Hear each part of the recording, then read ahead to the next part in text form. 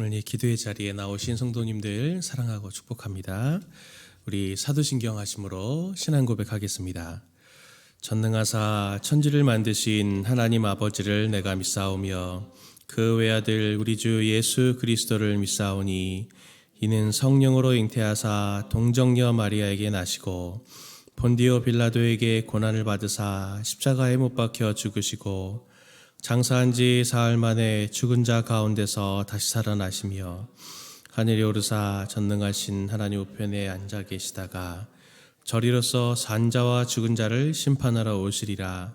성령을 믿사오며 거룩한 공예와 성도가 서로 교통하는 것과 죄를 사하여 주시는 것과 몸이 다시 사는 것과 영원히 사는 것을 믿사옵나이다.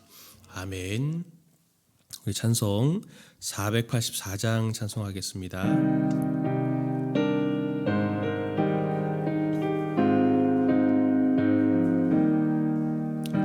내 맘에 주여 소망되소서. 주 없이 모든 일 헛되어라. 밤에나 낮에나 주님 생각 잘 때나 깰 때 함께 하소서. 지혜의 주여 말씀으로써 언제나 내 안에 계십소서. 주는 내 아버지 나는 아들 주 안에 내가 늘 함께하네. 세상의 영광 난 보여도 언제나 주님은 나의 기억. 주님만 내 맘에 계시오니 영원한 주님 참 귀하셔라. 영원한 주님 내 승리의 주. 하늘의 기쁨을 주옵소서. 어떠한 고난이 닥쳐와도 만유의 주여 소망. 우리 4절만 다시 하겠습니다. 영원한 주님, 영원한 주님 내 승리의 주. 하늘의 기쁨을 주옵소서. 어떠한 고난이 닥쳐와도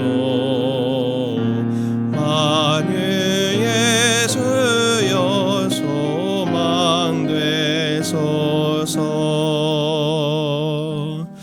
아멘. 하나님 말씀 함께 보겠습니다. 하나님 말씀은 시편 119편입니다. 시편 119편 97절부터 104절까지 말씀 보겠습니다. 시편 119편 97절부터 104절 말씀, 저 우리 성도님들 한 절씩 교독하겠습니다. 내가 주의 법을 어찌 그리 사랑하는지요. 내가 그것을 종일 작은 소리로 읊조리나이다. 주의 계명들이 항상 나와 함께하므로 그것들이 나를 원수보다 지혜롭게 하나이다. 내가 주의 증거들을 늘 읊조림으로 나의 명철함이 모든 스승보다 나으며 주의 법도들을 지킴으로 나의 명철함이 노인보다 나으니이다. 내가 주의 말씀을 지키려고 발을 금하여 모든 악한 길로 가지 아니하였사오며 주께서 나를 가르치셨으므로 내가 주의 규례들에서 떠나지 아니하였나이다. 주의 말씀의 맛이 어찌 그리 주의 말씀의 맛이 내게 어찌 그리 단지요 내 입의 꿀보다 더 다니이다. 주의 법도들로 말미암아 내가 명철하게 되었으므로 모든 거짓 행위를 미워하나이다. 아멘. 오늘 시는 지금까지 모든 세대에 있어서 가장 사랑받는 시이자 또 176절로 구성된 성경에서 가장 긴, 한 장으로 치면은 가장 긴 시를 오늘 지금 보고 있습니다. 이게 아크로스틱이라고 해서 그 히브리어 알파벳 순서를 따라 가지고 그렇게 아주 정교하게 알파벳 순서대로 한 연들을 이렇게 딱 만들어내서 그렇게 정교하게 짜여진 시입니다. 루터는 이 시를 황금의 ABC 그래서 그렇게 이름을 붙이기도 했고, 또 스펄전 목사님 같은 경우는 진리의 학교 이렇게 불렸습니다.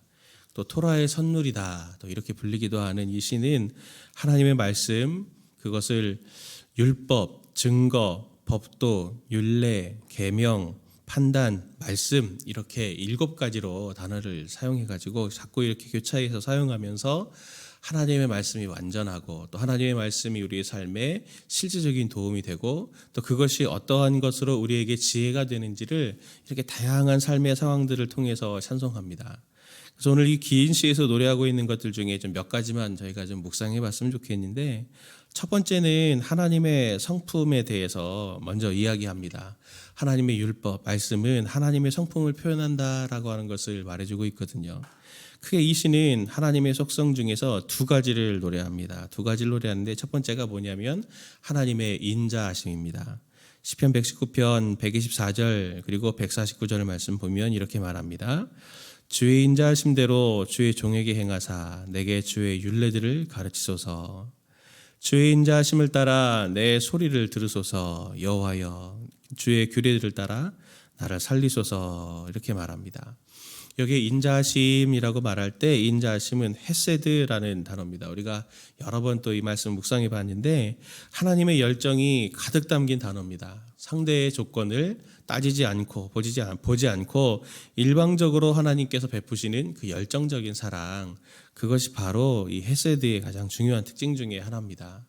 또 2번째로는 하나님의 신실하심에 대해서 노래하고 있거든요.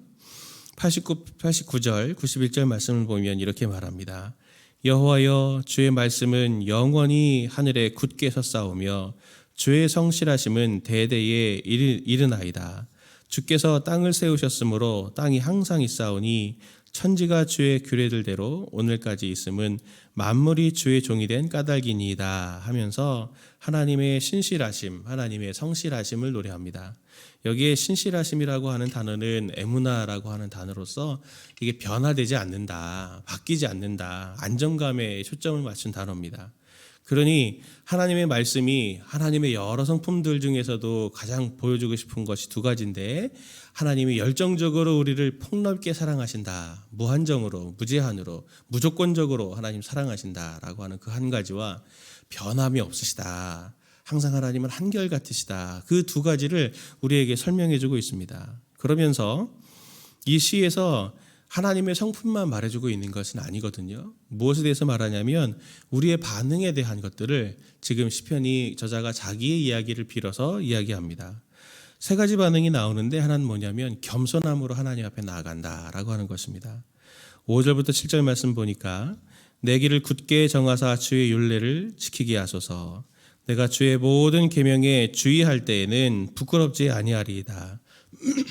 내가 주의 의로운 판단을 배울 때에는 정직한 마음으로 주께 감사하리이다. 이렇게 말합니다. 자신의 약함을 인정하면서 하나님의 말씀 앞에 주의하며 겸손함으로 내가 받아들이겠다라고 하는 그런 겸손함의 태도가 있고요.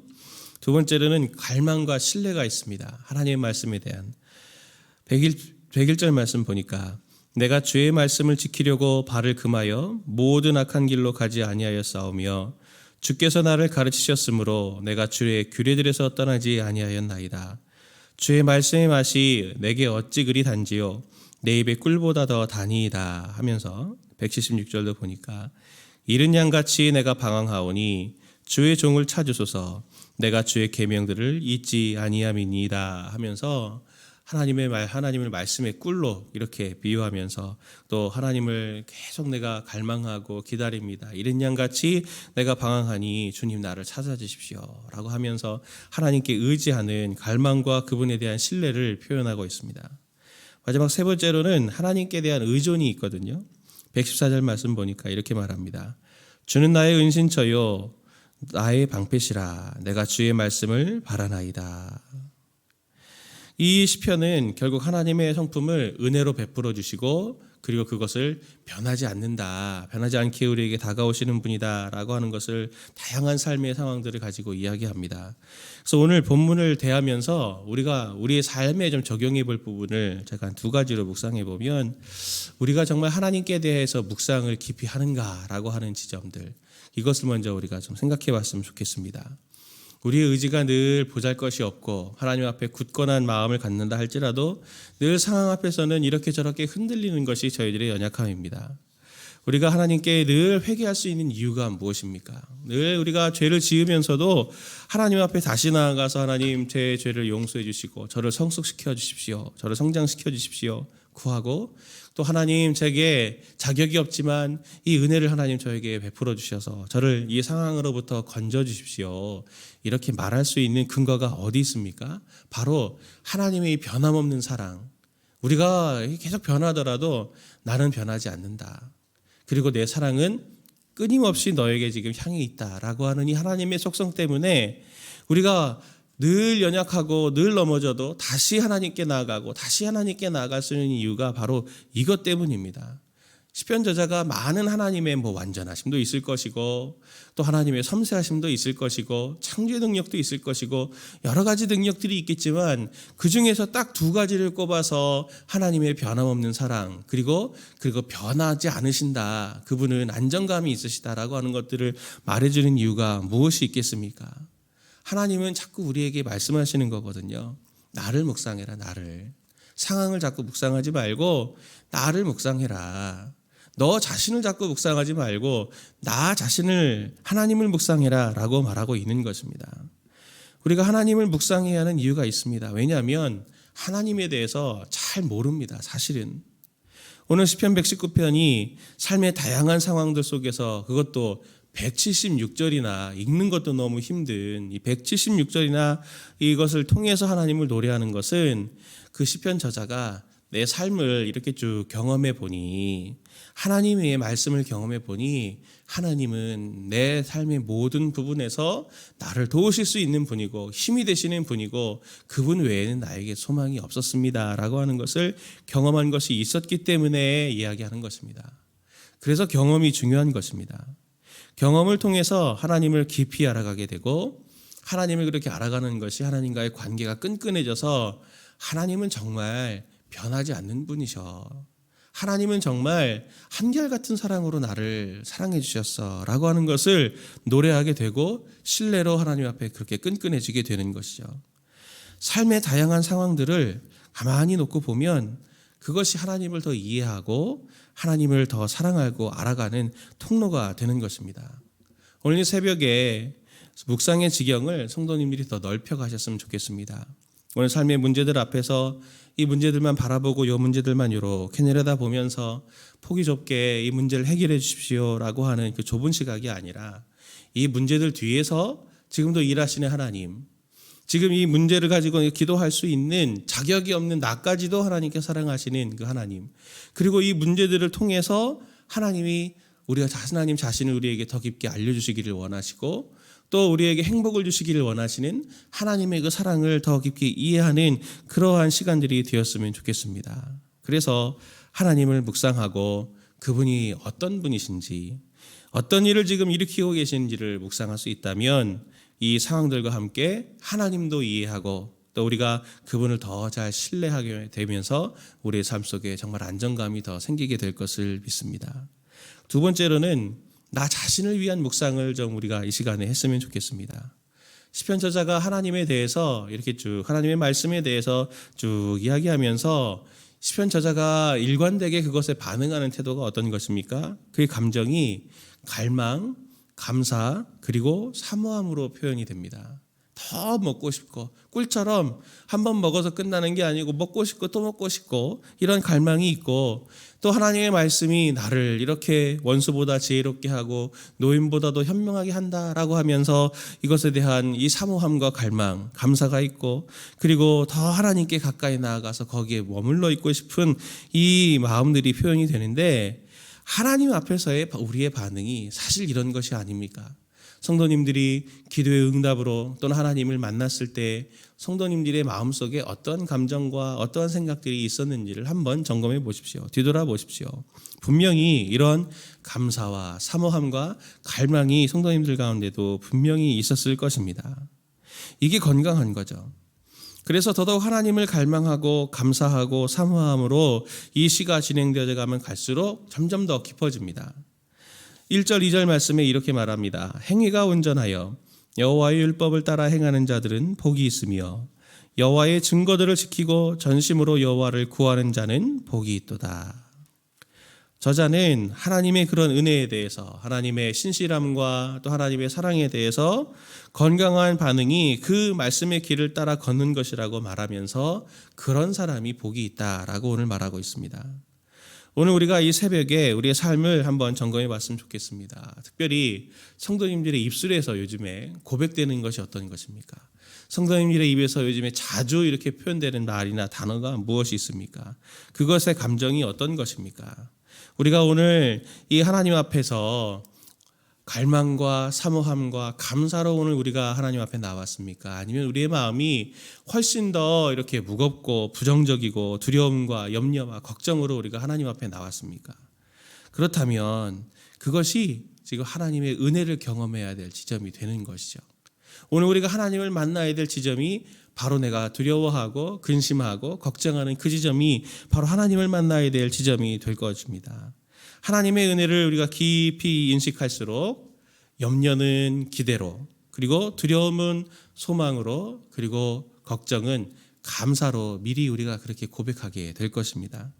오늘 이 기도의 자리에서 하나님께 나아가서 하나님, 제게 두려움이 있고 염려가 있고 걱정이 있는데 하나님 이것을 십자가 앞에 내려놓습니다. 주님께서 저를 건져주실 것을 믿고 제가 오늘 이 문제들 속에 하나님을 만나게 되면 그것이 감사로, 갈망으로, 그리고 기대로 우리가 나아가게 될 것인데, 하나님 당신의 신실함의 그 은혜, 그리고 하나님의 그 풍성하시고 열정적인 사랑을 오늘 저에게 이 삶의 문제 가운데 베풀어 주십시오. 그리고 그 음성을 듣고 돌아가는 이 새벽 되게 해주십시오. 함께 이렇게 기도하시고 돌아가시는 이 새벽 되시길 바랍니다.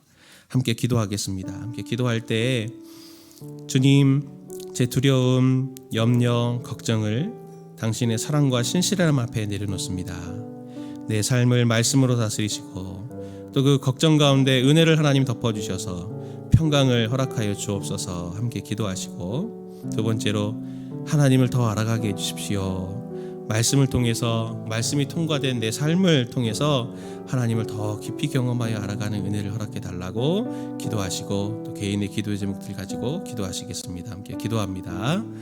하나님 아버지, 은혜를 베풀어 주옵소서. 하나님, 우리 모든 성도님의 삶 가운데 하나님께서 평강으로 더 붙들어 주시기를 원합니다.